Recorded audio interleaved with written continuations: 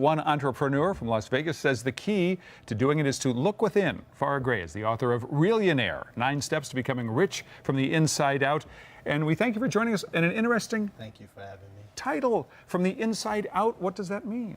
Well, I have found growing up in the projects on the south side of Chicago that my grandmother, my family, we were such rich people on the inside, but we didn't have the monetary wealth. And then conversely, you see people with a lot of monetary wealth that are just truly not happy from the inside out. So I said I wanted to be a millionaire from a little boy at 6 years old. So I said that's adding the millions and then the inner richness. And you were a millionaire by the time you were 14. Just very quickly, how did you do that? I created a business club when I was actually 8 years old, and I grew that into actually a venture capital fund headquartered on Wall Street when I was about 13. And really it was to aid young people that wanted to become entrepreneurs.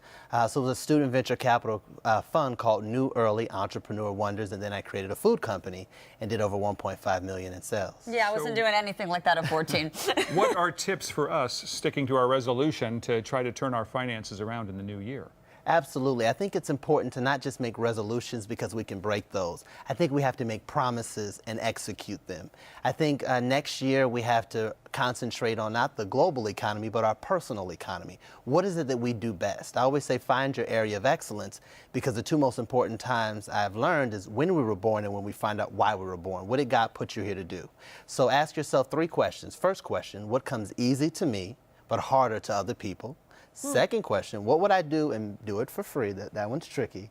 And the third question is, how can I be of service and how can I give back? And I believe that once you're able to wrap those 3 things around you and your philosophy, the world and the marketplace will open up for you next year, your gifts and your talents. Now, you don't believe in just being in the right place at the right time, though. You're very specific about that. Absolutely. Most people say you have to be at the right place at the right time. I always say, no, you have to be everywhere all the time, because your visibility is just as important as your ability. So I think you have to show up. And I find a lot of times, even personally, people are just not showing up anymore. You can't win if you don't play, so we have to show up. For example, right now I find that people aren't showing up for their opportunities. You know, people believe that opportunity knocks, once or twice or annually. I would say opportunity never knocks. It's something you have to go after with a vengeance. Living in Las Vegas, I even give credit to people who, hit the jackpot there, because at least they showed up and put that dollar into the machine for a chance. So I think you have to give yourself a chance and show up in your relationship, show up on your job, show up in life. You know, it's really hard, though, for a lot of people who are out of work, and it's, as you said, it's been such a tough economy. To show up, though, after they've had rejection after rejection, there's a lot of fear out there. Absolutely, but I truly believe that everything we deserve is on the other side of fear. According to statistics, I'm supposed to either be in prison or dead growing up in the projects on the south side of Chicago. But being here, my testimony, I realized, was just a test to say that, other people can definitely make it happen. You just have to believe in yourself. And I believe, again, what the mind can, conceive and the heart can believe, you truly can achieve.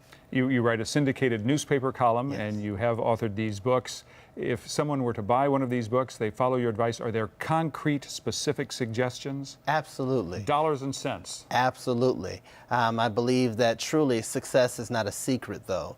I believe there's no idea dumb enough that you can't get at least 1 million people to buy into it.